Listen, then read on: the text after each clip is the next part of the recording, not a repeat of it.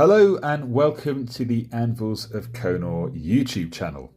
In today's video we will be taking a closer look at the wonderful Tortuga Bay Heavy Armour style, very recent addition to their range, specifically the Mark IV, the Mark VI and the Mark VII. Heinrich and the team very kindly sent me these across last week. In my haste and excitement, I should say, I've already created a few of the Mark IV, as some of you will have seen on my social media platforms.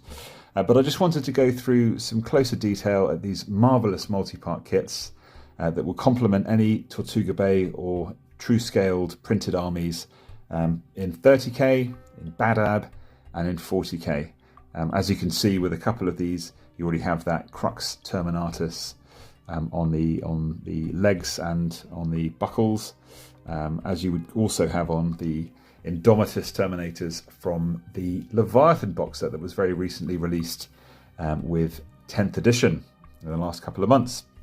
So I'll have a closer look at each of these kits individually, just pointing out slight differences you'll get with the designs. I'll show you the built Mark IV that I've already done, specifically the Sergeant, and then I'll show you the scale versus the plastic Indomitus from Leviathan, how those work out, and also versus the existing, I keep saying existing, please accept my apologies, I should say, but the Tartarus kits that you get from Tortuga Bay, as well as their power armor sets. So just to give you an idea of how these would fit in, TLDR, they fit in beautifully, but I wanted to make that comparison for you as well. We'll also have a quick look at the plastic Indomitus arms on these guys too, just to put your minds at ease in terms of sourcing appropriate materials and bits for your conversions for your armies, no matter what the background is. Okay, so let's launch into it. So we've got the Mark IV here, as detailed by those knee pads. Okay, you've got those kind of stylized Mark IV pads there, and also the chests as well. So you get that lovely plate that extends down beyond the midriff. Okay, and you've got that beautiful Aquila detail there as well. So these would work really well. I mean, I tend to remove the detail as a bit of a treacherous heathen. But if you wanted to use these in, let's say, Emperor's Children or some Loyalist forces, that would work really nicely. So we've got this guy here, again, that multi-part separate torso and legs that Heinrich has been introducing into the range is absolutely a real slam dunk, I should say, just for making really dynamic poses across your force, especially in conjunction with various different arm options. So, you could be swinging a punch with a massive mighty power fist into the ranks of the enemy, or he could be looking one side and pointing something out to his squad mates. Okay, so this works really well. As you can see, they've proportioned it beautifully. You have all of the classic hallmarks of the Indomitus pattern, as you would expect, and they've also included these awesome little groin plates, which you will see on the constructed one later on. So I won't dwell too much on each individual kit. There are some slight differences, so you can have a look at the little sort of picked sort of camera, as you will, on these mountings here, which you've always had ever since the metal Indomitus, but you can see how the torsos are ever so slightly different. So the angles and the height they differ across the different sets. So not to say that you shouldn't be able to chop and change as you need to, but I think stick with the individual marks if you need to, but also you can just highlight that incredible detail that they've included in the hood of each of these, so which some people may want to paint up before they pop the head in. I usually, with bare heads, I'll paint them separately, but with helmets I'll pop them in. But that is some outstanding, exquisite sort of detailing that you get there. Okay, outstanding, I should say. So that's really good. But moving on to the Mark VI, as identified with that lovely greave and the lack of knee pads, slightly more slender and tall. But again, Mark VI is known for having that kind of sleeker profile versus its sort of predecessors and and what would you say, like follow-ups within the sort of development of power armor.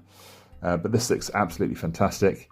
Again, you've got a lot of similarities across the different kits, but it's worth mentioning as well that all the legs and these little chest plates are different within each squad of 5. So with this one, you've got that skull and that wreath, but you may have one that's bare, you may have one that's just a skull.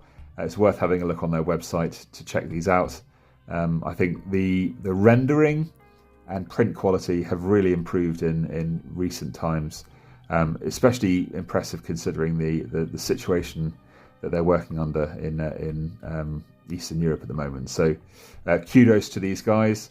I think they continue to really push the envelope in terms of fantastic kits that you can include in your true scale armies. I mean, even in kill teams, these would work really, really well as standalone squads, just to make them really more heroic and imposing on the battlefield. So that's the Mark 6 chap. And then finally, we've got the very sort of famous Mark 7. So ever since the first days of Terminator armor in Rogue Trader and in 2nd edition, when I joined the hobby, you've had this particular style with those knee pads. The style in the Leviathan box set is all with this kind of style, with a knee pad, and I think this is the sort of typical mark, if you will. I think they've even gone for the same crux sort of belt buckle here as well. But like I said earlier, these would be ideal in any setting. Goes without saying, in Horus Heresy, you'd need to remove those cruxes because they are a scouring era addition to the Mark of Armor. If my memory serves me correctly, the crux on the shoulder pads contained a tiny fragment of the Emperor's armor, so they were kind of an honorific, if that makes sense.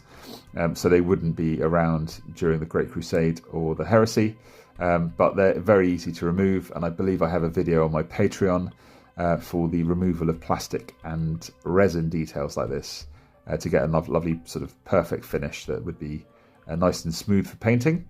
But there we go, really, really good.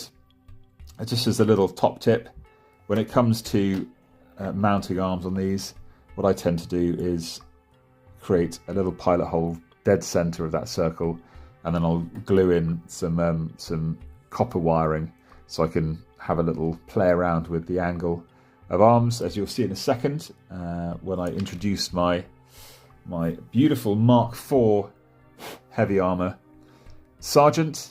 All right, so this is a guy that means business, very grumpy, as you can see. He woke up on the wrong side of the cot. Sorry, that's absolutely awful. But I've got classic magnetized gun options. Both of these arms are from the Leviathan box set Indomitus Terminators, with the pads removed, clipped off and then filed down, and then the 3rd edition rather, plastic pads just sort of smoothed down with that left one there and added over the top, so they fit beautifully. A couple of additions here. I tend to add like a Death Guard Legion symbol to the sergeant, be it brass etch or a very carefully dremeled piece of detail there on the chest. This is that little groin plate that I showed you earlier. Really good for a bit of maybe a green stripe or a decal there as well. And then a little sensor just to sort of tie it in with the Legion, as well as that little tilt shield too from the, what are they called? The Blight Lords set from 40k Death Guard. So you can see I've done my little soft armor sculpting just to bring his arm out a little bit more. So he's really sort of reaching round, stretching to the right, and you've got that twist in the waist there. So these really are great at making some really posable dynamic models. Again, with the posing of this, I generally will make a little pilot hole dead center in this part here, and then glue some copper wire, and then I can play around with the twist of the torso there as well. So this guy looks ready for business. All right. So compared to the plastic Leviathan Terminators, you can see that there is virtually zero difference there. Okay, so they are very spookily a fantastic comparison for each other. And I'm delighted because I'll be running these 2 different iterations in different squads in one of my Death Guard lists. So I'll have 10 Indomitus altogether. And I think that with the modifications I've made for the Leviathan ones and with these fantastic Mark IV Tortuga ones, they should look really in keeping with the aesthetic of the Horus Heresy. So really happy with that. Pleased as punch. All right. A couple of slight design differences, but you could have had different patterns designed throughout the course of the Horus Heresy. So there's enough Forge Worlds out there to accommodate that. All right. And then we can have a look at this guy against a member of the Death Shroud that I work on using the Tortuga Tartarus. All right. So these guys are, again, perfectly sort of proportioned for each other. Really, really good. I mean, they obviously go into exhaustive detail when they're designing and printing these guys out to make sure that they've not missed anything. Just as a very quick aside, I didn't mention earlier, but the print quality has improved massively. So the print and casting. So very minimal work required to clean these guys up, which is always a bonus. You'll always get little bits and pieces with casting, but these are by no means anywhere near as bad as some of the Forge World kits that you can get out there. So very little mold slippage, if any. Little bit of flash here and there, but that's about it. So with a keen craft knife and a can-do attitude, these guys are really easy to clean up, and no doubt you'll have as much fun as I have putting them together. And then lastly, just to give you an idea of how they'll look against a member of the like a power armored Tortuga model. So this is a chosen from my Mark III command squad for Death Guard. They look great, as you would imagine. They look fantastic together. So if you already have invested in Tortuga Bay for your Horus Heresy or any other armies, I would think that these would be a marvellous addition to your force. Exquisite detail, nice sort of range of individuality across the squads, which is always something to admire and make the most of. And hopefully, like I said, you'll be able to roll these into your forces and get them doing the either the Emperor's work or the War Master's work if you're playing 30k like me. But yeah, so that's about it. Until next time, guys, I hope you've enjoyed this very brief but hopefully detailed review. Check out their website for more details and prices and some really high resolution images of these kits. But yeah, there we go. Death to the false Emperor.